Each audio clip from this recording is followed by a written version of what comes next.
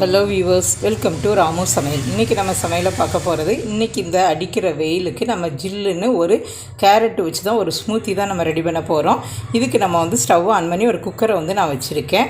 இப்போ இதில் நான் 2 கேரட்டு நல்லா பெரிய கேரட்டாக எடுத்திருக்கேன். நல்லா பெரிய கேரட்டாக நல்லா மேலே உள்ள ஸ்கின்னெல்லாம் நல்லா ரிமூவ் பண்ணிவிட்டு இந்த மாதிரி நான் சின்ன சின்ன பீஸாக கட் பண்ணி எடுத்துகிட்டு வந்திருக்கேன்.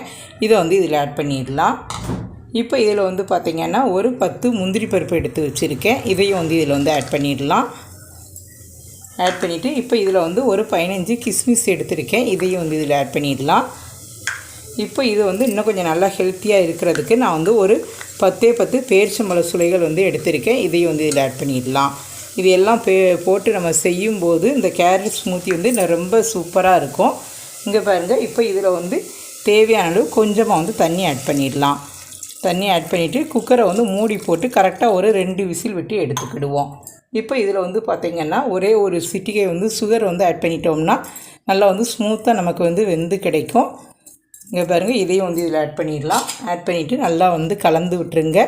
கலந்து விட்டுட்டு இப்போ குக்கரை மூடி போட்டு ஒரு 2லேருந்து இல்லைன்னா ஒரு 3 விசில் விட்டு எடுத்துக்கிடலாம். நல்லா ஸ்மூத்தாக இது நமக்கு வேகணும். அதனால் அந்தளவுக்கு விசில் விட்டு எடுத்துக்கிடுவோம். இதை நல்லா வடிகட்டி எடுத்துகிட்டு வந்திருக்கேன். இப்போ ஃபஸ்ட்டு இதை மட்டும் மிக்ஸி ஜாரில் போட்டு ஃபைனாக அரைச்சிக்கிடணும். இந்த மீதி இருக்கிற தண்ணியை வேஸ்ட்டு பண்ணாமல் அதையும் இது கூட போட்டு நம்ம அரைச்சி எடுத்துகிட்டு வந்துடலாம். பாருங்கள் ஃப்ரெண்ட்ஸ், இப்போ நல்லா நான் ஸ்மூத்தாக அரைச்சி எடுத்துகிட்டு வந்துட்டேன். இப்போ இதில் வடிகட்டி எடுத்துடலாம். இப்போ இதில் நம்ம கூலிங்கான பால் ஆட் பண்ணுவோம். அப்போ இந்த கன்சிஸ்டன்சி நமக்கு கரெக்டாக இருக்கும். நீங்கள் இதை அரைக்கும்போது கொஞ்சம் தேவைப்பட்டதுன்னா கூலிங் வாட்டர் விட்டு நீங்கள் அரைச்சிக்கோங்க. அதுக்கப்புறம் நம்ம கூலிங்கான பால் ஆட் பண்ணிடலாம். இப்போ இது எல்லாத்தையுமே நல்லா வடிகட்டி எடுத்துகிட்டு வந்துடுவோம். அப்படின்னா தான் அந்த ஸ்மூத்தி நல்லா குடிக்கிறதுக்கு ரொம்ப ஸ்மூத்தாக இருக்கும். இங்கே பாருங்க, இப்போ இதை நல்லா வடிகட்டி எடுத்துகிட்டு வந்துடலாம். இப்போ இதை நல்லா வடிகட்டி எடுத்துகிட்டு வந்துட்டு இப்போ நல்லா திக்கான கன்சிஸ்டன்சிக்கு இருப்பாங்க. நான் நல்லா கூலிங்கான பால் நல்லா ஃப்ரீசரில் வச்சு எடுத்திருக்கேன். அப்படின்னா தான் நல்லா கூலிங்காக இருக்கும். இப்போ இதை அப்படியே இதில் ஆட் பண்ணிடலாம்.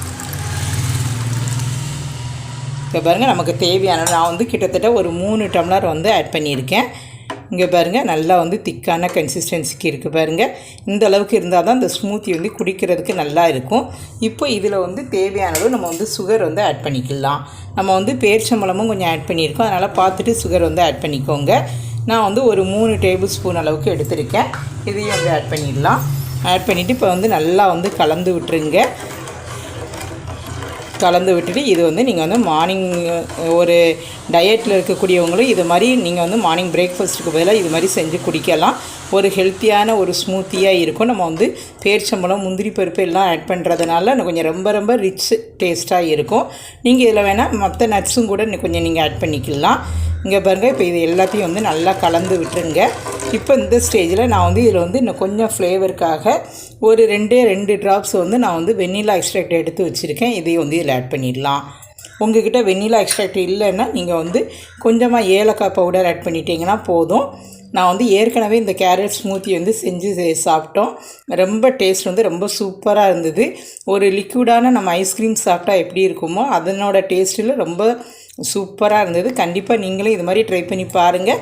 அடிக்கிற வெயிலுக்கு நல்லா குழந்தைகள் ஸ்கூல் போயிட்டு வரும்போது இந்த மாதிரி ஒரு ஹெல்த்தியான ஸ்மூத்தி செஞ்சு கொடுங்க. இல்லையா, மார்னிங் பிரேக்ஃபாஸ்ட்டுக்கு பதிலாக இது மாதிரி நீங்கள் செஞ்சு கொடுத்தா கூட போதும். நமக்கு ரொம்ப ஒரு ஃபுல்ஃபில்லாக இருக்கும். இங்கே பாருங்கள், இதை அப்படியே நம்ம சாப்பிடலாம். ஏன்னா நம்ம கூலிங்கான பால் தான் ஆட் பண்ணியிருக்கோம். பாருங்கள், ஒருவேளை நீங்கள் கூலிங்கான பால் ஆட் பண்ணலைன்னா கொஞ்சம் நேரம் ஃப்ரீசரில் வச்சுட்டு நீங்கள் குழந்தைகளுக்கு கொடுங்க. ரொம்ப ஹெல்த்தியான டேஸ்டியான நம்மளுடைய கேரட் ஸ்மூத்தி ரெடி ஆகிட்டு பாருங்கள். இப்போ இதை ஒரு கிளாஸுக்கு ட்ரான்ஸ்ஃபர் பண்ணிடலாம். வியூவர்ஸ், இந்த ரெசிபியை நீங்கள் ரொம்ப என்ஜாய் பண்ணியிருப்பீங்கன்னு நினைக்கிறேன். உங்களுக்கு இந்த வீடியோ பிடிச்சிருக்குன்னா லைக் பண்ணுங்கள், ஷேர் பண்ணுங்கள்.